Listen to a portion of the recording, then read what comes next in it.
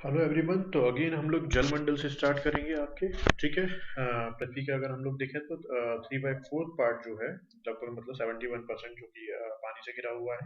उत्तरी गोलार्ध में अगर हम देखें तो 60%, दक्षिणी गोलार्ध में अगर हम देखें तो 80% भाग महासागरों से ढका हुआ है। पृथ्वी पर उपस्थित जल की कुल मात्रा का 97.5% भाग महासागरों में है, जो कि खारा है। ठीक है।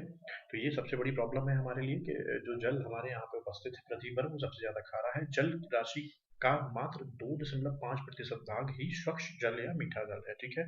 तो दैट इज वाई हमें पानी को हमेशा बचाना चाहिए, जिससे वाटर की स्कैरसिटी हमें ना हो। बट अगर हम न्यूअर फ्यूचर में जो एनालिसिस है उसको देखें तो इंडिया में आगे आने वाले टाइम में बहुत ज्यादा पानी की प्रॉब्लम होने वाली है। चलिए आगे बढ़ते हैं।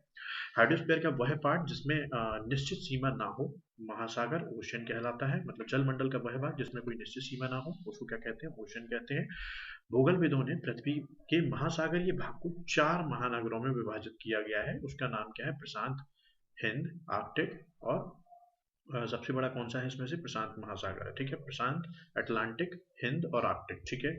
महासागरों की औसत गहराई की अगर हम बात करें तो 3800 मीटर के आसपास है। स्थल की ऊंचाई, औसत ऊंचाई कितनी है? 840 मीटर है। स्थल की ऊंचाई एवं महासागरों की गहराई हाइ हाइपो हाइप्सोग्राफिक मैट्रिक कर्व द्वारा प्रदर्शित की जाती है। किससे की जाती है? हाइप्सोग्राफिक मैट्रिक कर्व द्वारा की जाती है।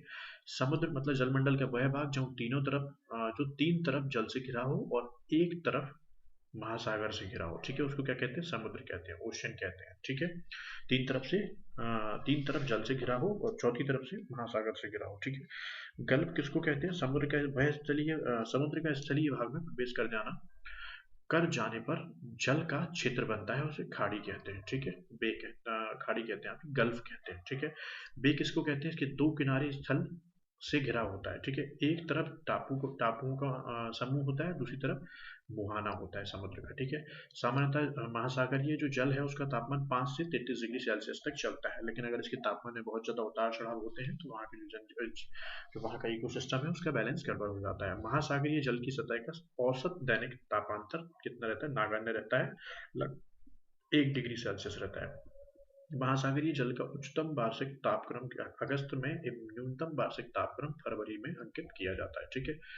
आकार में अंतर के कारण अटलांटिक महासागर में वार्षिक तापांतर प्रशांत महासागर की अपेक्षा अधिक होता है। उत्तरी गोलार्ध में दक्षिणी गोलार्ध की तुलना में तापांतर अधिक होता है। विश्व का सबसे बड़ा महाद्वीप सेल्फ आर्कटिक, ठीक है, महासागर का साइबेरियन सेल्फ है। ठीक है। महासागरीय सेल्फ प्रत्येक महाद्वीप का विस्तृत सीमांत होता है जो अपेक्षाकृत उथले समुद्रों तथा खाड़ियों में गिरा होता है। ठीक है। सेल्फ अत्यंत तीव्र ढाल पर समाप्त होता है। कहाँ पर होता है? अत्यंत तीव्र ढाल पर समाप्त होता है। इसकी औसत प्रवणता कितनी है? 1 डिग्री सेल्सियस या उससे कम है। ठीक है। महाद्वीपीय सेल्फों पर लंबे समय तक प्राप्त स्थूल तलछटी अवसाद जीवाश्मी ईंधन के स्रोत बनते हैं। ठीक है। महासागर ढाल की ऊंचाई लगभग 200 से 3000 मीटर के बीच होती है। कुछ महत्वपूर्ण पॉइंट्स देखते हैं। मैरियाना जो कि 11,022 मीटर इसकी गहराई है, जो कि पैसिफिक में है। ठीक है, प्रशांत में है। टोंगा 9000 पैसिफिक में। मेडिनाओ 10,500 प्रशांत में। प्यूरिटो प्यूरिटो रिको 8,392 अटलांटिक। रोमासो 7,254 दक्षिण अटलांटिक। सुंडा 8,152 पूर्वी हिंद महासागर, जो कि जावा द्वीप में है। एनसीईआरटी क्लास 6 द अर्थ और हैबिटेट से आप इसको देख सकते हैं। 57 गर्तों को खोजा गया है वर्तमान में। ठीक है। जिसमें 32 प्रशांत महासागर में, 19 अटलांटिक में और 6 हिंद महासागर में है। लवणता को प्रति हजार व्यक्त करते हैं। लवणता को कितने में करते हैं? पर 1000 इसको हम कैलकुलेट करते हैं। ठीक है। हमें ये पता होना चाहिए। समुद्री जल की औसत लवणता कितनी होती है? 35 मीटर हजार, 35 प्रति हजार। ठीक है।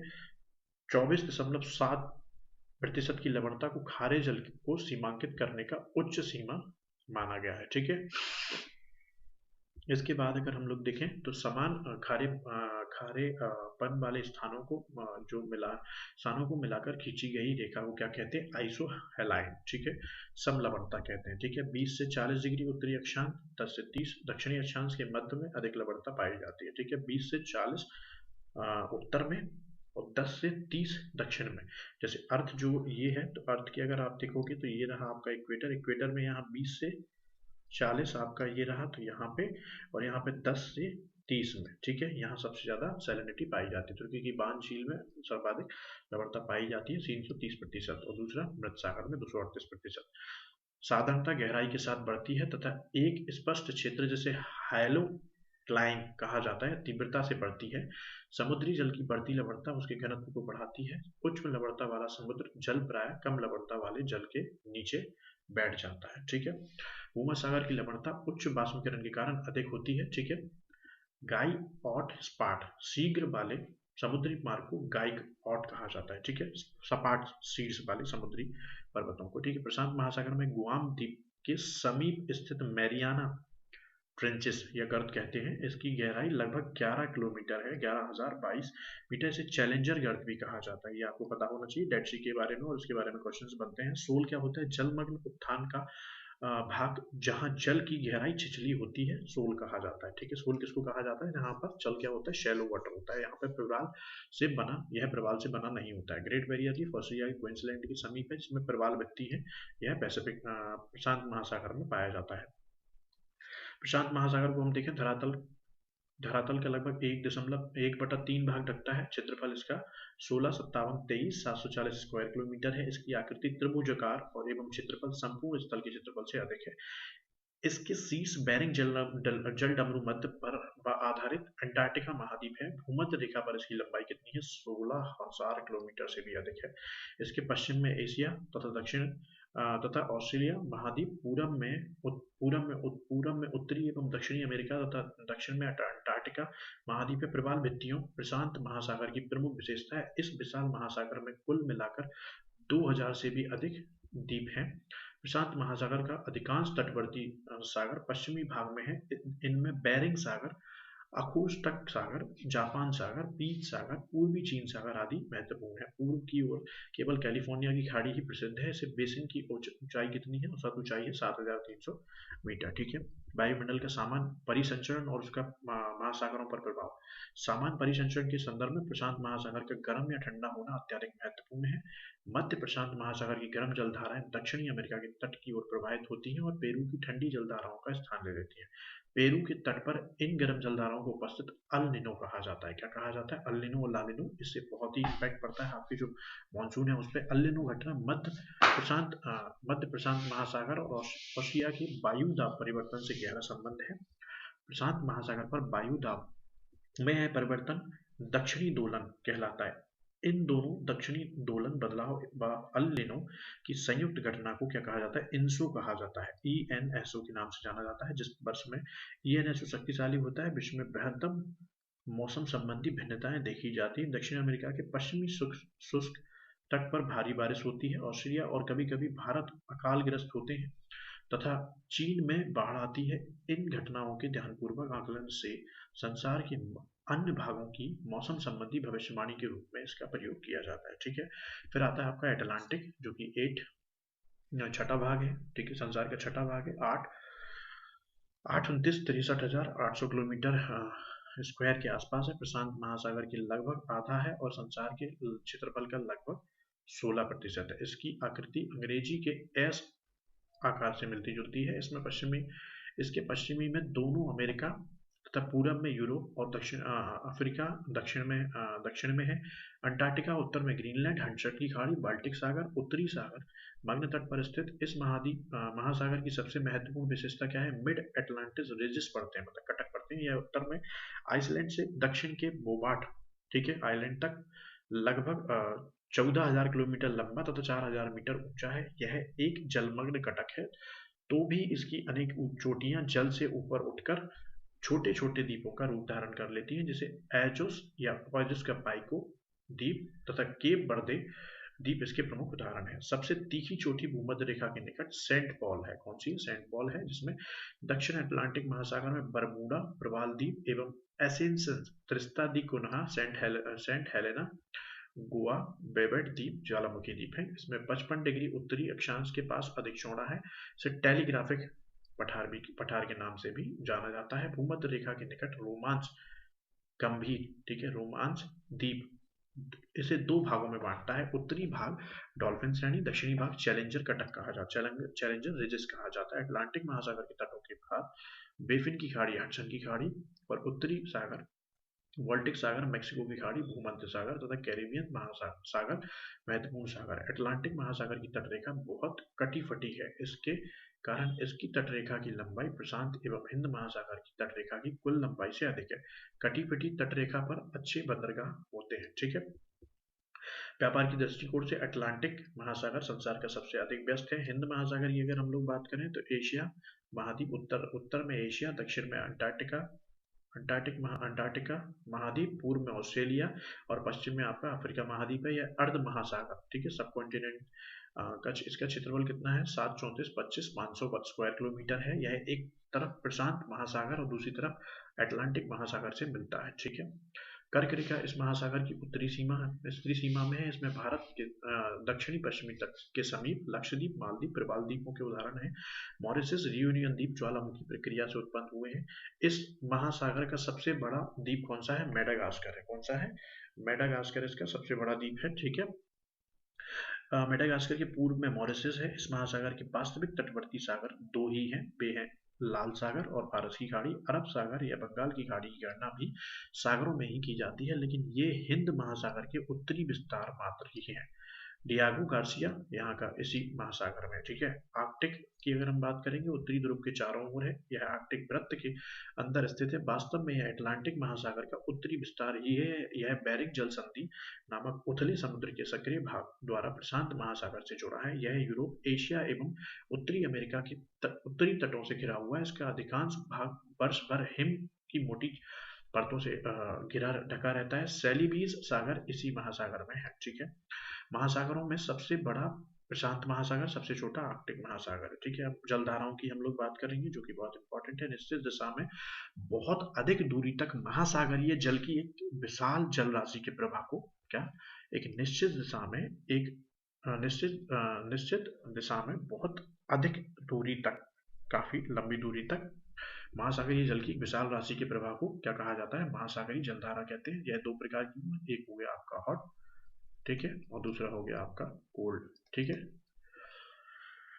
तो इसमें आपकी गर्म जलधाराओं में क्या होता है? निम्न अक्षांशों में उष्णकटिबंधीय से उष्ण समशीतोष्ण और उपध्रुवीय कटिबंधों की ओर बहने वाली जलधाराओं को क्या कहते हैं? गर्म जलधारा कहा जाता है। प्राय भूमध्य रेखा से ध्रुवों की तरफ। ठीक है। ये आपकी अर्थ है, ये है। तो ये इसके हिसाब से ये क्या कह रहा है? आपके इक्वेटर से ये इस तरफ को बहती है सभी में। ठीक है, दोनों तरफ में। ठीक है। इनके जल का तापमान मार्ग में आने वाले जल के तापमान से अधिक होता है। ठीक है। ये जो रास्ते में इनके जो भी वाटर पड़ता है, ये उनसे ज्यादा क्या होता है? तापमान होता है। अतः ये धाराएं जिन क्षेत्रों में चलती है, वहां का तापमान बढ़ा देती है। दूसरा क्या है? ठंडी जलधारा। ठीक है। उच्च अक्षांशों से निम्न अक्षांशों की ओर बहने वाली जलधारा को ठंडी जलधारा कहते हैं। उच्च मतलब ऊपर से आती है पोल से और नीचे की तरफ आती है तो ठंडी होती है। प्राय ध्रुवों से भूमध्य रेखा के आसपास होती है। इनके जल का तापमान रास्ते में आने वाले जल के तापमान से कम होता है। अतः ये धाराएं जिन क्षेत्रों में चलती हैं, वहां तापमान घटा देती हैं। उत्तरी गोलार्ध की जलधाराएं अपनी दाईं ओर तथा दक्षिणी गोलार्ध की जलधाराएं अपनी बाईं ओर प्रभावित होती हैं। यह कोरियोलिस पोल के कारण होता है। उत्तरी गोलार्ध की जलधाराएं कहाँ होती हैं? अपनी दाईं ओर। ठीक है। तथा दक्षिणी गोलार्ध की कहाँ होती हैं? अपने, ये हो गया उत्तरी और ये हो गया दक्षिणी। ठीक है। अपनी बाईं ओर प्रभावित होती है। कोरियोलिस बल फोर्स के कारण होती है। ये आपसे पूछा जा सकता है कोरियोलिस बल क्या होता है। ठीक है। ये प्रश्न बनता है आपका मेंस में।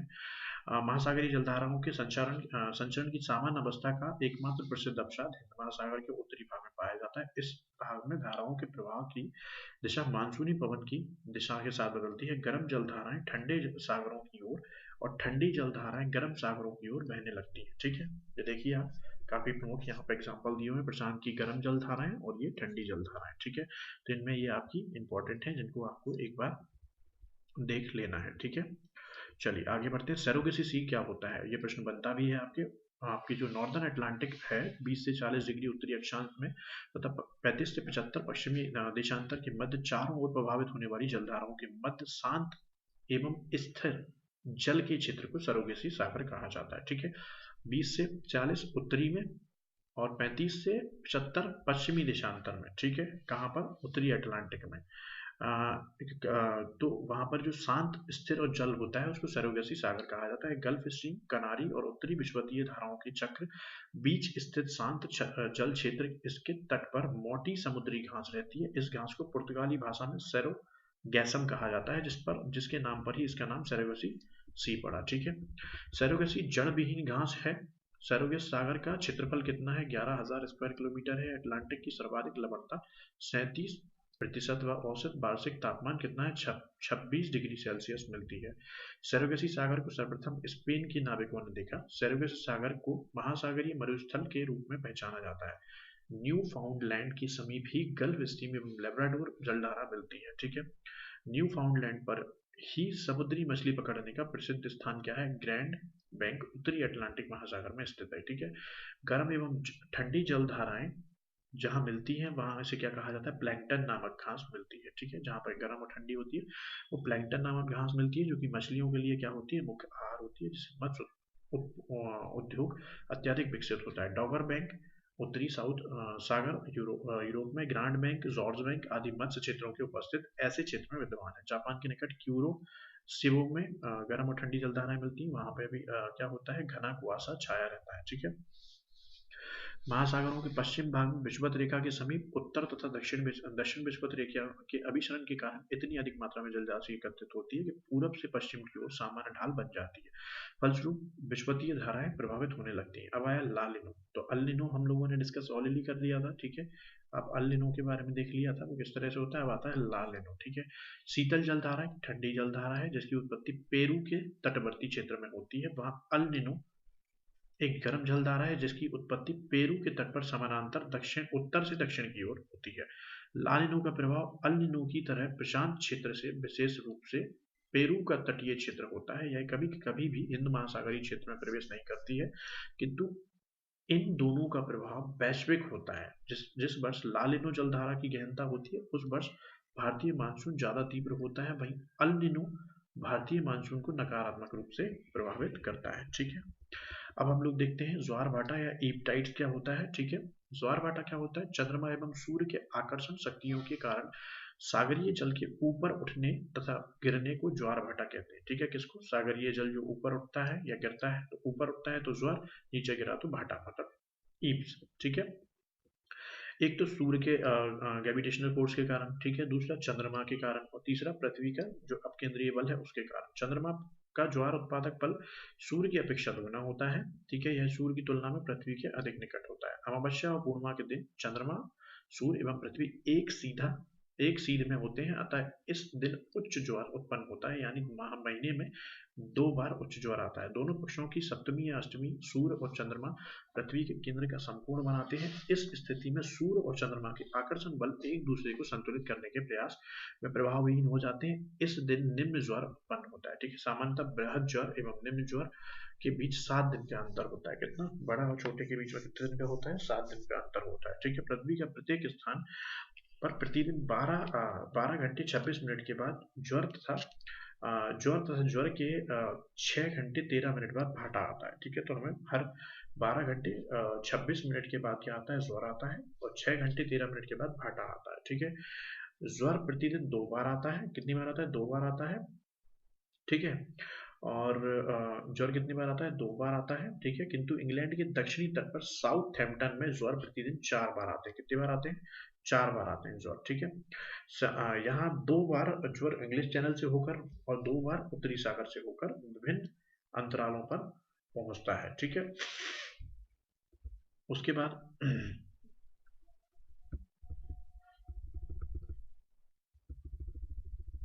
विश्व का सबसे ऊंचा ज्वार भाटा कनाडा के नेब्रास्किया में फंडी की खाड़ी में आता है। कहाँ पर आता है? नेब्रास्किया की फंडी की खाड़ी में आता है। ज्वरीय उभार की ऊंचाई 15 से 16 मीटर के बीच होती है, क्योंकि यहाँ 2 उच्च ज्वार एवं 2 निम्न ज्वार आते हैं। तो ये हमारा था आपका महासागरीय जलधाराएं। अब इसके बाद हम लोग देखेंगे वायुमंडल, जो कि हम आपके आगे आने वाले लेक्चर में देखेंगे। Thank you.